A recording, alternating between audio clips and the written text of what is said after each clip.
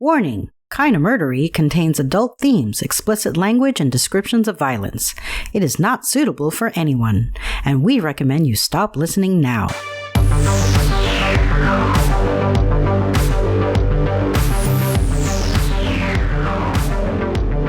True crime with a dash of the paranormal, the garish, the strange, and the darkly comic. I'm Zevin Odelberg, host of Kinda Murdery, a podcast that's about more than just murder. It's my very own pocket dimension, home to a curated collection of bizarre and compelling stories. The unsolved, the unsettling, and the unbelievable. I cover it all, just so long as it's kinda murdery. That's right, folks. Just like it says in the intro, I am Zevin Odelberg, and this is Kinda Murdery. It's been an up and down week for me. In fact, yesterday was my birthday, which was great. I had a really nice dinner with my family at a fabulous Polynesian restaurant called Bali High that has an amazing view of downtown San Diego across the bay. What wasn't so great was that when I woke up in the morning, I went into the bathroom and I reached to turn on the faucet, and I felt a little click, and boom, I knew that I had thrown my back out. This is something that happens to me periodically as a result of how tall, heavy, and I guess old I am. And when it happens, there's not a ton of pain at first. I just feel a little weakness in my back and hips, but I know the pain is coming later. Lucky for me, I felt well enough on my birthday to go to dinner, but today I've been laid out, moving extremely gingerly and hoping my back doesn't spasm into waves of blinding pain. So I really didn't have it in me to finish putting together a new episode of Kinda Murdery. And I thought, well, what the heck am I gonna do? When who should come to the rescue but my friend Kelsey Childs, host of a great podcast called Haunted Detective. It's a fantastic show she does with her friend Pamela, where they explore all kinds of crazy, paranormal, true crime, and other bizarre stories, kind of like we do on this show. In fact, I've been wanting to tell you about it for a while. So today, because I know my back is about to fail me again at any moment, I'm going to share with you an episode of Haunted Detective. This is the first episode from their 4th season. It's entitled, Who Was Magdalena Solis? Paranormal Cults, Human Sacrifice, and Elizabeth Bathory. And if that doesn't pique your interest, well, I'll bet it does, because if it doesn't, you probably aren't a Kinda Murdery listener. Oh yeah, and of course, subscribe to Haunted Detective wherever you listen to podcasts, and you should probably follow Kelsey Childs on TikTok too, where I think she has like 1 million followers and is a badass outdoor adventurer. So buckle up for a fun ride with Kelsey and Pamela as they uncover what truths they can and solve what mysteries they may. Kinda Murdery's presentation of Haunted Detective starts now. Society is baffling, and typically in a terrifying way. There are mysteries wrapped around our existence, hugging us tightly, suffocating our understanding of what is up and what is down. When it comes to cults and the human tendency to create or join one, there is not much of a difference. In a way, our very existence depends upon the perfect precision of the universe's hand, much like we discussed in Season 2. Some people see this as divine, supernatural even, while others just see it as life and sometimes science. There are the few very strange individuals, though, who believe that they can mold the world and people to their will. They can make someone bend, break, and reinvent themselves in a completely different image. The image of a new god, idol, or being. These people don't seem much fazed by the world around them. Everything is to their demand. Some would even go as far as to say, and sometimes believe, that they are the gods they beg their followers to worship. But has that ever actually been the case? What experiences can contort someone's sense of self and worldview to make them believe in something so grandiose? And is there something else more divine, more nefarious, existing amongst our kind? Can we find traces of their influence and manipulation in what we like to call paranormal cults? Hey guys, welcome back to a brand new season, oh my god, of the Haunted Detective podcast. I'm your favorite host, Kelsey Childs, but everyone calls me the paranormal Sherlock Holmes. And I'm Pamela, Your not so favorite co-host. Wait, what? Fuck you. I'm still here. I'm over here. It's me, Pamela. Anyways, we're on to season 4. And I don't know if you guys could guess from that intro, but we are going to be talking about paranormal and supernatural cults, meaning cults with a more, I guess, dark religious undertone. But when I say religious, I don't mean like the angels are coming down to guide us. I mean like ripping the hearts out of people and mass suicide, really fucked up shit like that. God damn. As I love to say it, let's open the case file for this week's episode. It wasn't typical for a woman to bend the will of man and have them do her bidding, especially in the early to mid 20th century. In 1963, a 14-year-old boy showed up at a police station in Mexico. He was screaming and obviously terrified. He told police that he saw vampires and they were living in a cave and drinking blood. Most thought that this was the psychotic babblings of a young boy desperately needing attention, but one cop went with him to the cave, and both the boy and the police officer were soon to vanish. Yerba Buena couldn't even be considered a town. Among the greenery of northeast Mexico lay a deserted and isolated town that was home for some 50 residents. There was no electricity, no cell service, and most of the residents did not know how to read or write.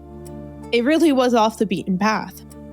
To Santos and Caetano Hernandez, two brothers who were thieves and criminals, this was the perfect place to manipulate people for money and power. They successfully convinced the residents that they were prophets and the Inca gods had sent them to collect food and cash in exchange for gold that was buried up around the hills. But they did not stop there. Seeing no end to the worship they were receiving from the residents, they started giving them hallucinogenic drugs to fuel orgies that they had in some caves. But when some of the locals started to doubt the brothers, they decided to get help from another person. To be fair, or just like to be honest, this is already starting off real fucking bad. Yeah, we're already starting off at a pretty fucked up foot. We aren't even to the meat of the story yet, so... Fantastic. Great. Magdalena Solis was working the streets of the nearby city with her brother and pimp, Elazar, when the Hernandez brothers found her. She was 18 years old and loved the idea of being presented as fuel for their manipulation. They brought her back to Yerba Buena and had the residents gather around. Suddenly, there was a flash of thick smoke that, once dispersed, revealed Magdalena. To the people, she had appeared out of nowhere. Oh, so they kind of like did a magic trick. Essentially. Yeah, and because they already had these people, one, on hallucinogenics and so far under their spell, it was pretty efficient, man. They made her out to be this like magical being. Almost, yeah. Like a godlike, mysterious, powerful, all the synonyms. Yeah, well, she was introduced as the reborn Coatlique, an Aztec goddess, and her brother as the high priest overseeing her mortal venture. We'll get more into this later, but Coatlique is the goddess that embodies both creation and destruction. Not only is she in charge of death, life, and fertility, but she helps souls pass through a process of, I guess you could say, rebirth. So when presented with her, the residents were like, oh my God, this is terrifying. Yeah, I was going to say, I didn't realize. So she represented a lot of fear. Yeah. Magdalena was not just in it for money and power. She started believing that she was actually Coatlique and soon developed a hunger for blood. The villagers very quickly became her sex slaves. They were set on fire and tortured, and atrocious things were done to them if they didn't obey her commands, mostly for orgies. What the fuck? Yep. Oh my fucking God. That is horrendous. We're not even at the meat of the story yet, Pamela. Oh my God. Okay. Damn. It wasn't long before the bloodletting rituals began. Bloodletting was actually a medical practice for thousands of years where blood would be withdrawn from someone. It was believed that by cutting a vein or artery and removing contaminated fluids, the affected person could heal from medical ailments or paranormal ailments. But when it came to Magdalena, bloodletting became something much more nefarious. Oh? She would drain their blood into a goblet, mix it with drugs, and drink it to become immortal. I'm going to issue a content warning. Listener discretion advised. Yeah, I'm already sick. Nothing fazed her, and everyone was seen as usable or expendable, even children, who she would rape as well. There were incestual relationships forced on people and disturbing fetishized practices that they had to partake in to stay alive, like having orgies while covered in blood. Oh my God. I know, it's a lot. I'm going to be sick. I might throw up. But that's not even the worst of it. Oh my God. She would perform sacrifices and cut people's hearts out while they were still alive, the organs still beating in her hands after extraction. The fuck kind of Midsommar shit is this? I know.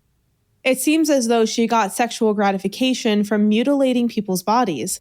After 6 weeks, though, her reign of terror was finally discovered by 15-year-old Sebastian Guerrero, who heard screams coming from the caves. So she was a sadist. Or at least because a sadist means that you have a sexual arousal from causing pain. Yeah, I would say that that's an understatement. Oh, no, 100%. But I'm saying that she was definitely a type of sadist. She was definitely something, that's for sure. Yeah, she was something fucking else. That's Jesus Christ. When he went to investigate, he saw dozens of people participating in an orgy, covered in blood and drinking it as well.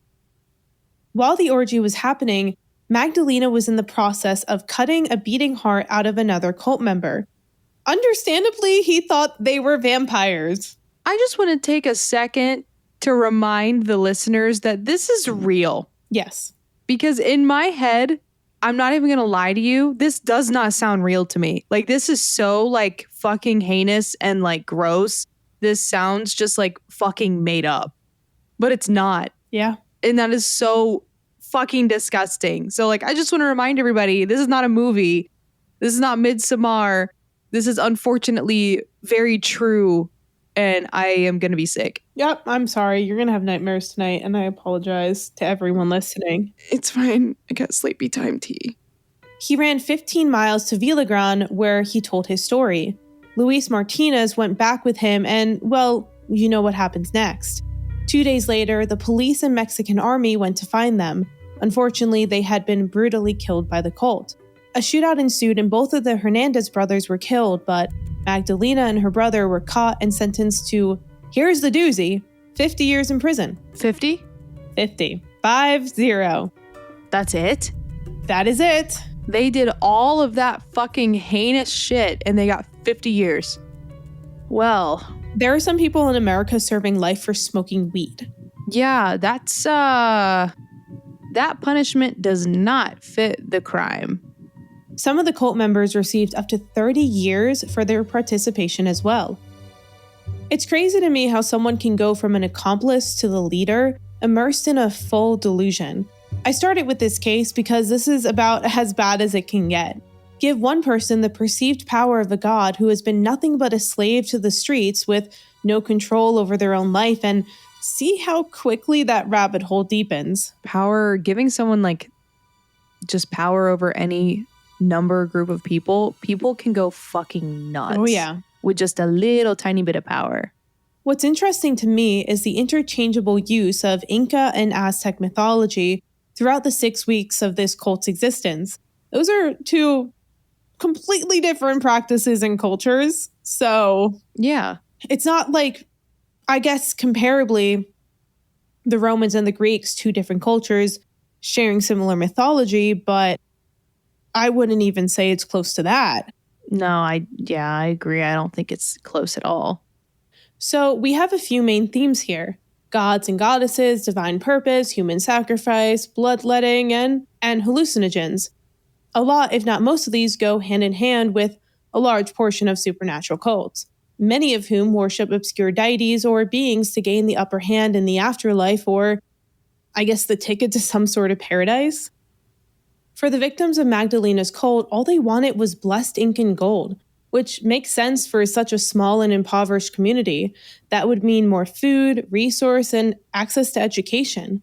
This case is pretty cut and dry. Manipulation led way to delusion, which turned into a horrific nightmare. But it still is important to investigate some of these practices. Yeah, I mean, it really is so sad to know that she used these people just needing their basic necessities as a weapon. Yeah. Like, she knew that they needed just shit to live and just used it against them. So, I mean, like, while we dive into cults, like, I feel like we're going to see this common theme as a lot of people just look for others' weaknesses to use them to get them to do what they want. Well, to be honest, yeah, it's what the broken wing syndrome is, that they're more susceptible. It's, you know, I mean, I know I always make jokes about my dating life, but it's why I keep getting such shitty men into my life. Shout out to that guy. But literally, I keep getting such shitty men in my life because of my freaking broken wingness, I guess you could say. Freaking broken wingness. So the fact that scares me is the way that this knowledge has traveled. For thousands of years, human sacrifice was considered a normal part of society. This included the extraction of beating hearts, just like we talked about. A lot of these cultures were independently coming to the conclusion that the way to gain the favor of their god or gods was to kill another person in their name or honor. From the people in Mongolia to the Romans and even Europeans, there were very few religions that did not require this at some point. The case of Magdalena Solis was so startling for some because the legality of human sacrifice in Mexico was ended around the 1520s, which still is fairly frequent, that it was legal to sacrifice your neighbors. Yeah, I don't like the fact that it was legal. Me neither. I feel like that should have been a morale thing. Like, hey, don't fucking kill your neighbor for sacrificial reasons. Even for your gods. Even for your gods, it's not cool. It's really fucked up. So the thing that gets me is that we now have a 400-year difference where either these stories of human sacrifice were passed down through families or popular books, films, or art, but I hesitate to go with the last one. Where exactly did this come from, and what is the origin of this grisly practice? How did it become such a thing that Magdalena was doing it in her cult? Or is it something that, you know, the drugs and the power, it just made her think, wow, what if I just cut someone's heart out, you know? Yeah. Or was there another influence? Whispering in her ear, perhaps? Teaching her these things. What? It's okay, you're a skeptic. Just ignore me. No, I can't. And that's why I'm here. People never just decide to kill other people, you know, unless you're a sociopath in today's day and age. But that's different. There's always an explanation for that. But an entire culture, an entire society, multiple societies at that, being like, oh, we must sacrifice other people to our gods in order to gain their favor. Maybe because it's seen as the ultimate sacrifice. The ultimate sacrifice would be yourself, though, would it not be? Yeah, I think the ultimate sacrifice would be your own sacrifice of your own life. But I wonder if it's like, I'm not sure how that would work if it's somebody else. Okay. I'm going to preface this by saying I don't believe this theory, but you know how people are like, oh, aliens came down and built the pyramids, you know? They believe in some like extraterrestrial or divine force or power, basically whispering in these people's ears and being like, do this, do that, do this. Yeah, that's a little ridiculous. That's ridiculous. I get that. But if we're going off the concept, I believe in ghosts, I believe in everything. Is it possible that this practice was learned through something not so human? Like a demon entity? Like a divine source, I hate to say alien because I don't believe in aliens, but wherever your heart wishes to take you, listener, is it possible? Before we continue on with this season, that's my question. How are we learning these things? And how are we subjecting ourselves to do these heinous acts as societies, cultures, religions. Who thought it up the first time? Because I know some man didn't just stand up and be like, we have to kill Charles, cut his heart out, feed it to the gods, you know? So essentially, where did this idea come from and why do we continue to justify it? Yeah, why do we continue to worship? Why do we continue not just worship, but, you know... We let it happen. Well, it's the same concept with folklore we talked about last season, right? Mm-hmm. Is we all have these stories, we all have these practices. Like there's a vampire in every culture, there's a Yeti in every culture, there's a werewolf in every culture. And some of these cultures, Right. They didn't even know each other existed. But yet they shared similar tales. Yes. And now there's human sacrifice in almost every culture. The Mongols didn't know the Romans existed at one point or another, yet they were both practicing the same thing. I mean, eventually they did, obviously. Yeah. But, you know, these practices are so ancient.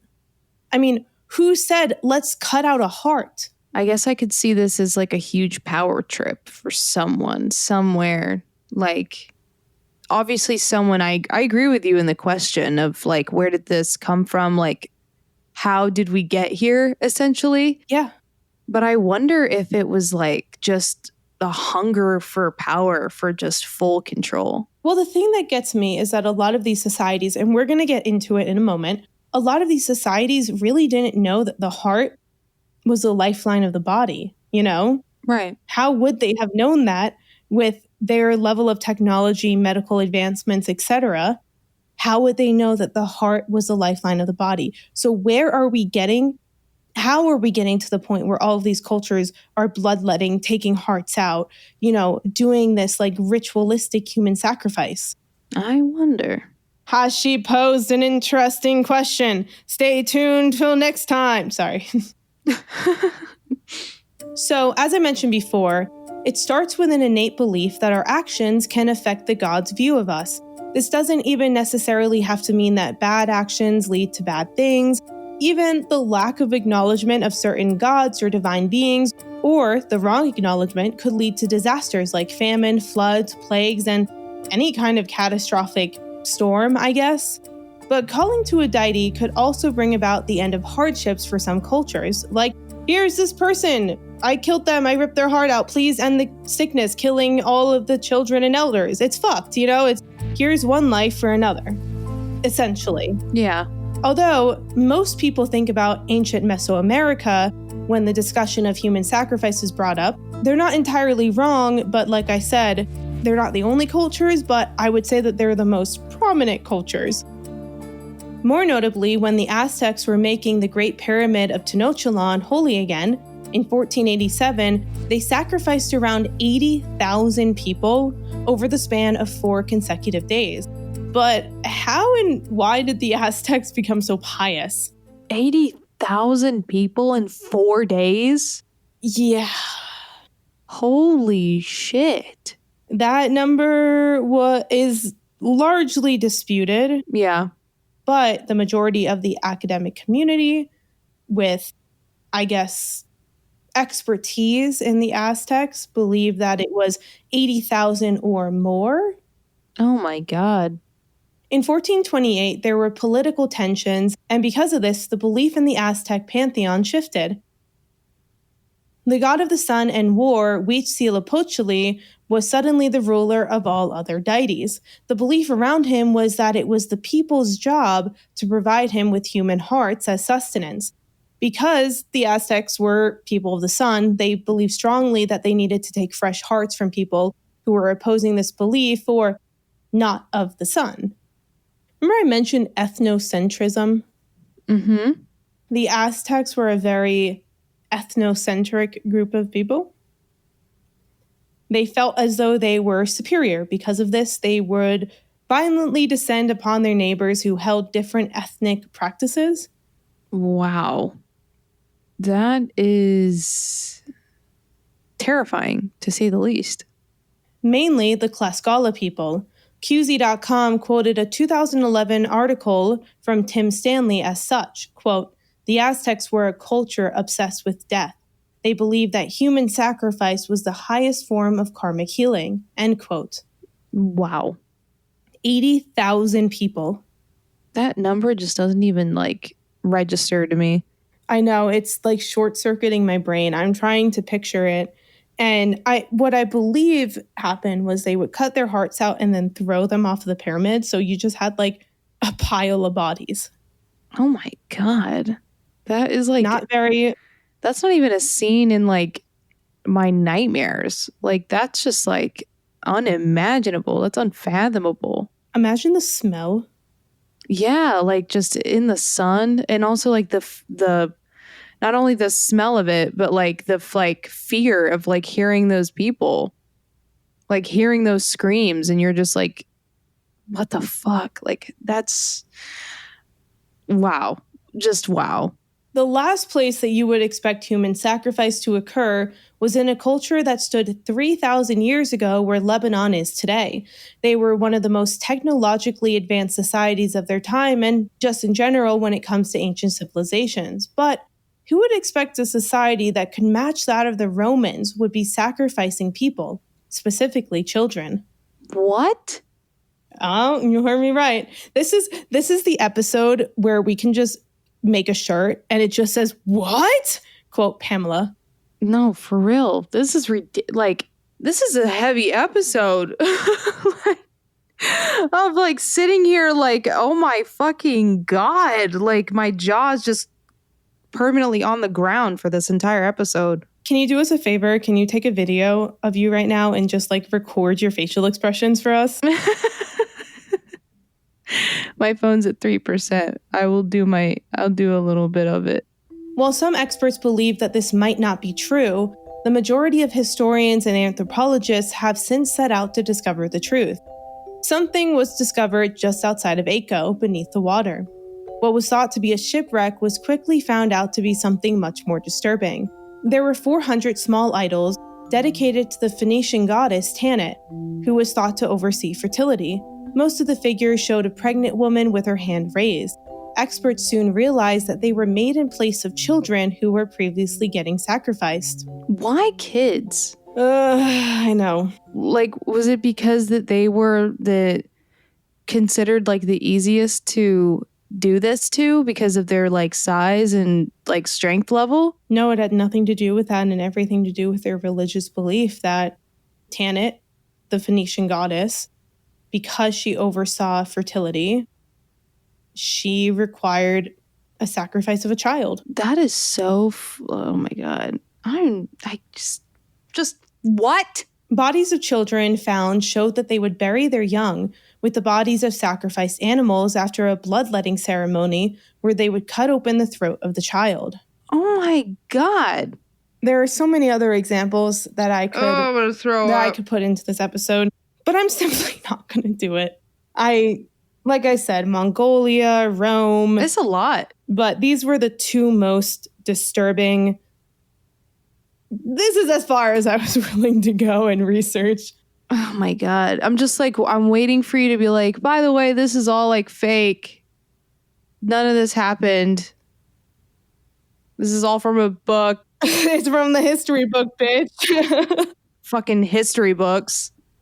God. Oh God. I hate the fact that humans were just like, I mean, they still are, but like we just have a just constant thing of just being the fucking worst. I mean, the good news is the ozone layer, it's healing itself, so we have more centuries to be the fucking worst. We're going to change topics because I don't want you to throw up on your microphone. That's fair. From the depths of Lake Titicaca emerged an all-knowing god. Viracocha then created the universe as we know it, the earth, stars, sky, and the first people. These humans were giant people made out of stone. But Viracocha didn't like his first creation, so he flooded the earth and destroyed them in order to pave the way for his newest specimens. Not much different from the first, they were much smaller, but they were also made out of stone. Wait, you said he flooded the earth? Well, isn't that like similar to what is in the Christian religion, that there was a huge flood? I would like to, before we continue, just say the internet is void of Inca and Mayan and Aztec mythology. There's like nothing. Which is so weird, because you think if it's a topic, like there's got to be something on it. Then, once the more powerful gods were established, of the sun god Inti came his sons Manco Capac and Mama Oclo. Inti gave them a golden staff and told them to find where it would sink into the ground. This is where they would develop a nation. In Cusco Valley, they found their magic sign and created the Inca Empire. This led to a mythological association with their empire, and as there were many interventions from above trying to prevent them from doing so. So we're beginning to see and understand that these Mesoamerica people, they believe that they were of a divine source. You know, a lot of cultures and a lot of religions, they see themselves as a product of the divine source, right? A product, something to earn favor, to worship, to get on their knees and say, thank you, God. Mm-hmm. But in Mesoamerica, was seemingly very different. You know, they were part of the divine source. They were an extension of it as opposed to a creation of it, I guess.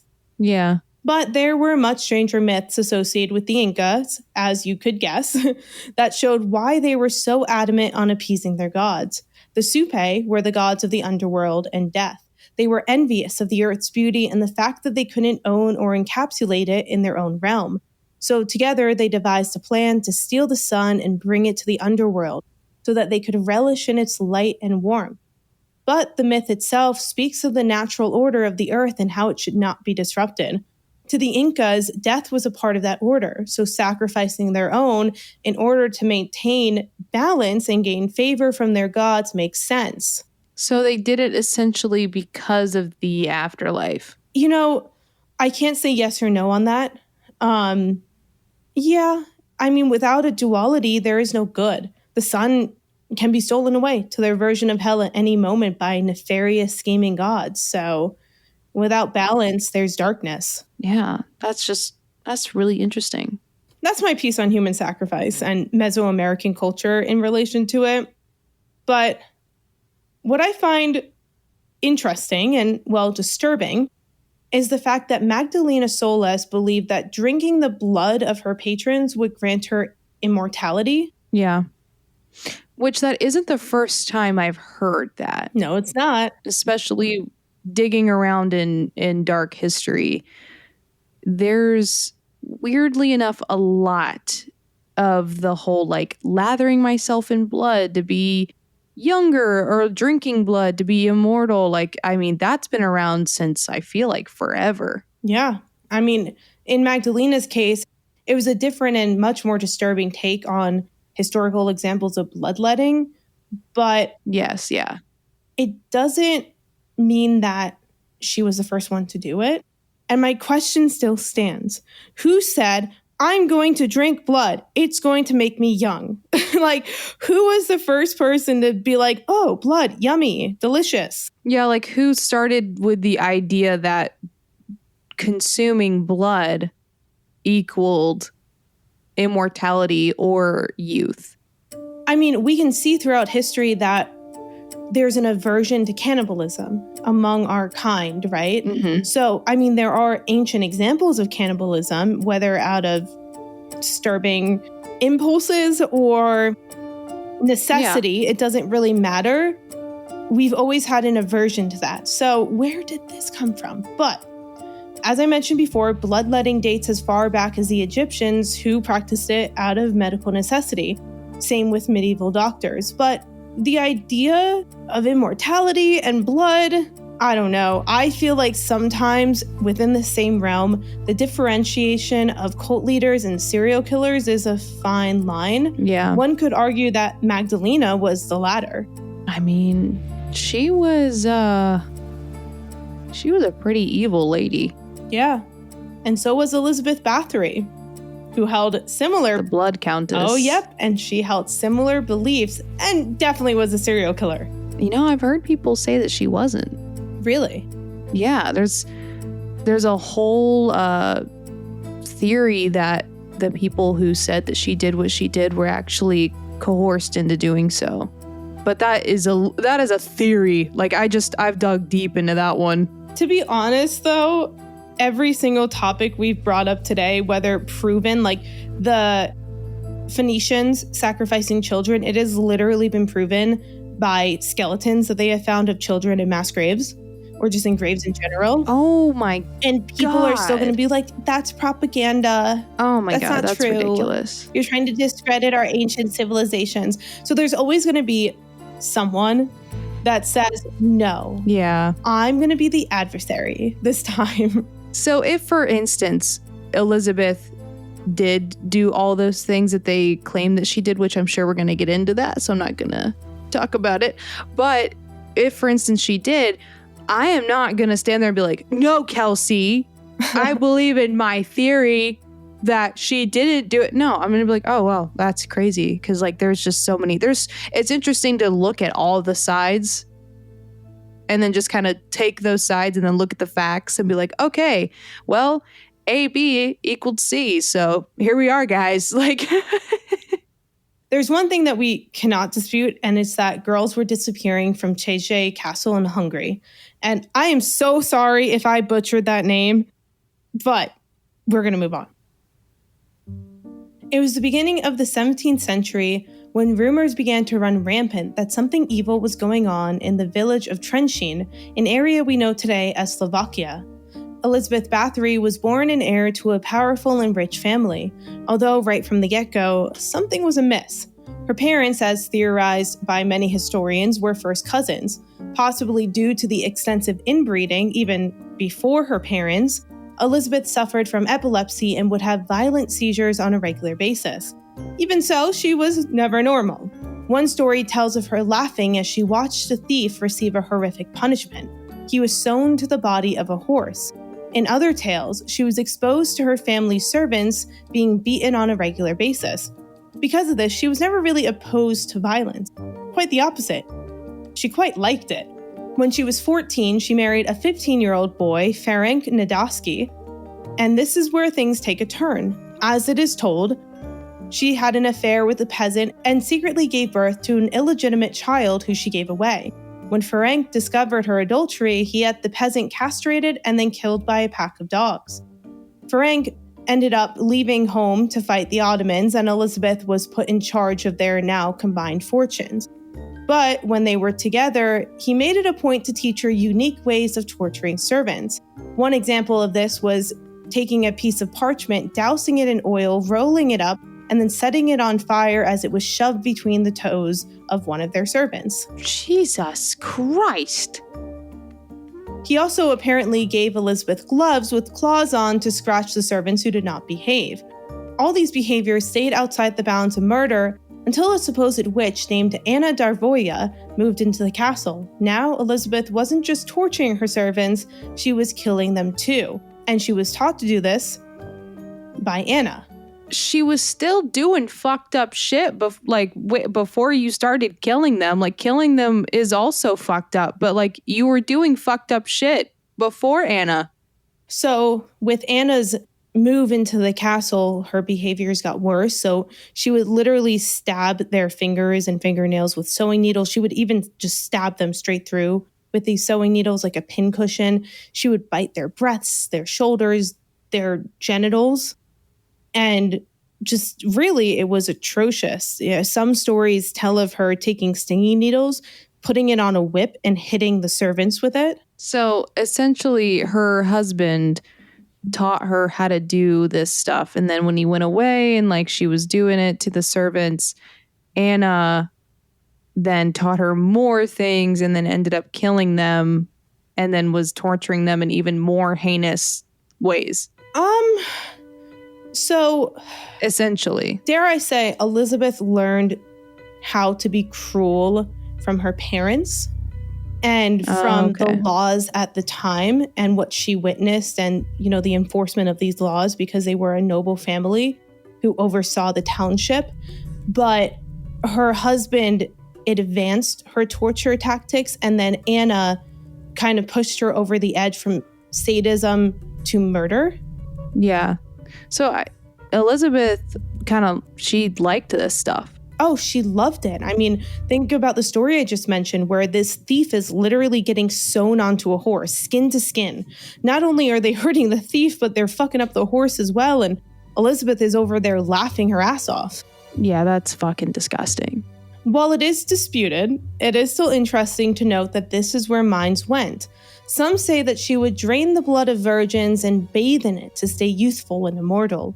Obviously, she didn't actually stay young because she was supposedly bathing in blood, but yeah, she was bathing in blood. You know, there was never any confirmation from her servants when they were set to testify against this, but whether or not it's true, it's interesting that, you know, this is where people's minds went and this is what started getting talked about and what she was remembered for. And there's always truth, right? There's always truth behind a statement. And I know I mentioned this again in episode 7 of last season, but, you know, fiction always comes from truth. Yeah.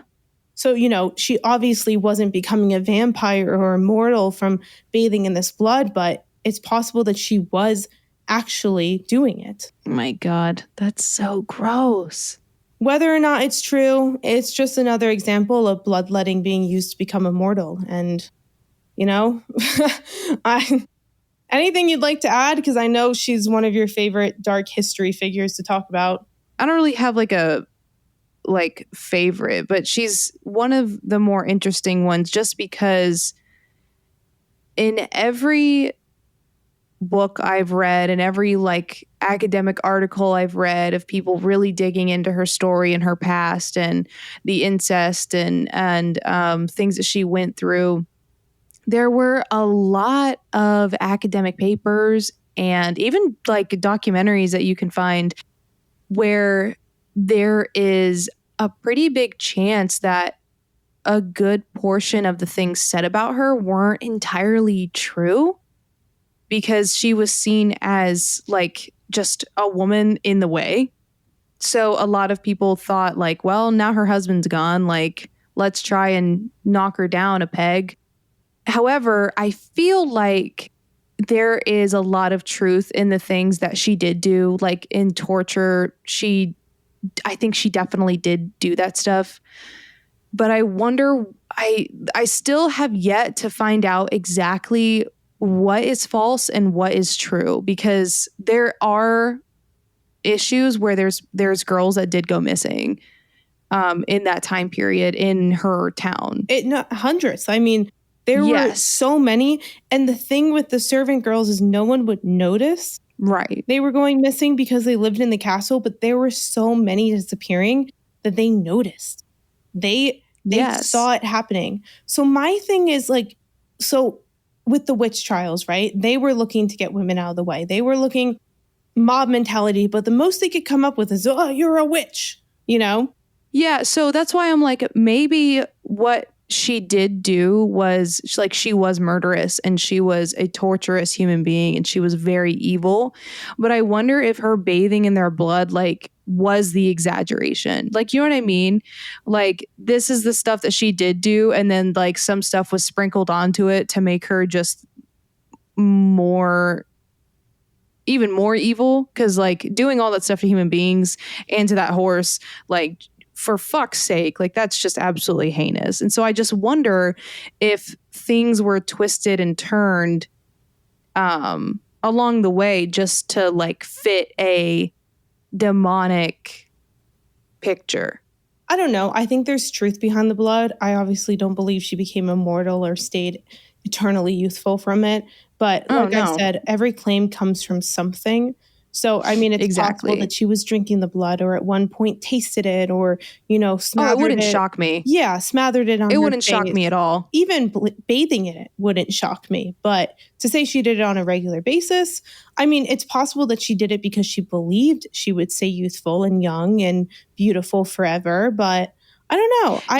I just, I see if this is really what she was doing with her husband, the witch, Anna, I mean, would it not be kind of like a cult at that point? Yeah, but then at that point, you're wondering, who was she doing it for? Was it just for herself? I think there was some aspect of doing it for herself. I mean, there was definitely a gratification there with pain. But I would call her a serial killer. I would call her some sort of nefarious leader. But the thing is that the connection between her and Magdalena Solis is very fascinating to me. And we don't talk about these offshoots enough. And, cult leaders, they always become somewhat infamous, whether they inspire other atrocious acts or they are a lesson on who not to trust. One thing is for certain.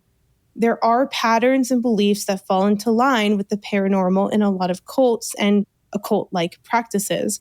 Whether the worship of a god or the use of blood to become immortal, Magdalena's cult wasn't the only one to practice heinous things. But where does this idea of a cult of extreme worship come from? Can it be traced back to ancient civilizations, or does it still exist among us today? I think that this is something that does still exist today. The reason why I say that is because we have recent examples. Just look at the 70s when Satanic Panic happened. Look at the 1800s when that woman from New Orleans, Lalaurie. Yeah. She was said to bathe in the blood of people that she killed in her house of horrors. And so I'm like, it's unfortunately, it's being repeated, but why? Yeah. That was a heavy episode. That was a really, really fucking heavy episode. If you're listening to this on your way to work, I hope you have a great Monday. I hope you have a great Tuesday or Wednesday. It's a great day. The sun's probably shining. Or not if you're in Colorado, because you never know. That's true. Or you're over here in Ohio and it's gray 24/7. Well, we're going to close the case file for tonight. I'm going to go have nightmares. Yeah, thanks. I'm going to go have a great night terror. Thanks so much, everyone.